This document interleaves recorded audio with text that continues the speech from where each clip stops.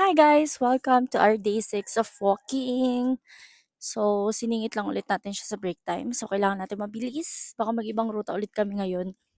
Basta makalakad lang. So, see you later. Bye! Mag-short distance lang kami ngayon guys kasi habol ulit ako sa break time ng work ko. Kahapon lumagpas ako. So, hindi tayo kailangan lumagpas ngayon.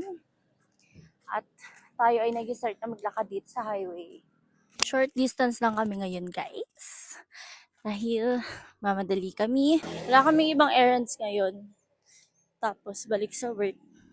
Hindi kami nagdala ng pera ngayon kasi wala akong pera. Yun talaga yun. Wala talagang pera. Ewan namin kung makakailang km kami ngayon or makakailang steps. But, let's see. May chika ko sa inyo guys. Meron motor na dumaan kahapon sa harap namin. Pero di mo ata nakita yun, be, kasi mas nauna ka sa akin maglakad. Anyways, yung motor, dalawa sila. So, may angkas siya. Tapos, hindi ko gets yung mga motor na naka-lowered. Alam mo yun, yung pag may humps, hirap na hirap sila. So, ang ginawa niya, tinitignan ko lang siya eh. Ang ginawa nung... Doon sa may barangay hall. Ang ginawa niya, dalawang humps doon. Ginawa niya, yung motor niya, imbis na padiretso, di ba, ito yung humps. Tapos, padiretso dapat yung normal na motor, di ba? Ginawa niya, pa-slanting siya pa ganun, oh. Monta nga, tapos hirap na hirap silang dalawa. Wala lang, hindi lang kasi ako fan ng mga lowered na motor. Even sa mga lowered na sasakyan. Kasi, hindi ko gets yung logic bakit kailangan babaan. Ewan ko lang, hindi ko lang alam. Grabe napansin ko yung face ko. Naggamamit ako ng sunscreen ngayon. Actually, di talaga akong magamit ng sunscreen. Pero gumamit si Amber. Nainggit ako. So, naglagay din ako sa mukha ko. Parang, ang fresh lang pala tignan. So, parang magsa-sunscreen na ako lagi. Gutom na to. Parang umaga pa lang masusubok na tayo ngayon. Anong oras bukas nila? 10 a.m. See you later. Charis.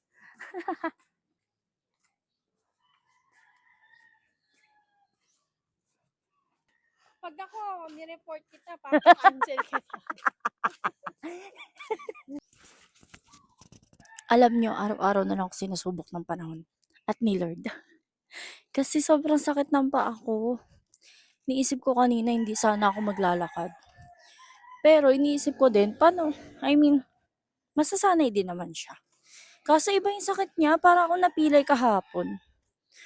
So, laban lang. Tayo maglalakad pa din kahit short distance. Paikot na kami ulit pabalik sa aming ruta. Kasi po, medyo, aray ko, ayun, napilay na naman ako. Sakit. Sakit. Pabalik na kami ulit sa ruta namin kasi ilang minutes na lang mag-end na naman yung break ko. Kailangan ko makabalik. And so far, almost 2 km na kami. So at least 3 km kami for today.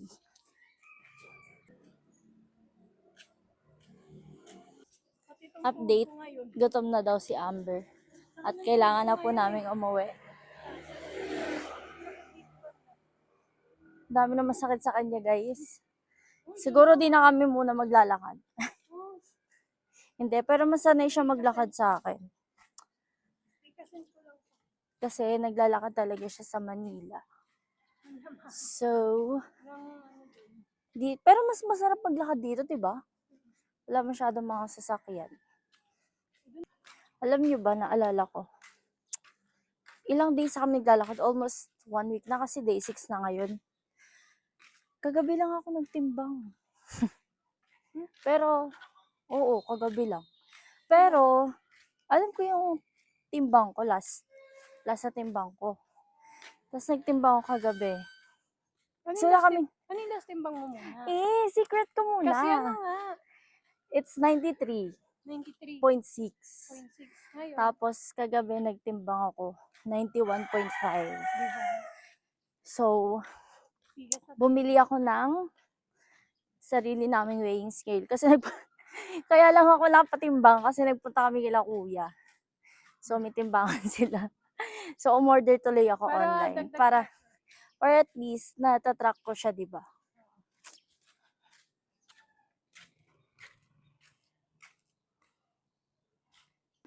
Isa pa sa kaya ko gusto yung ruta na to. Kasi ang ganda ng mga bahay dito.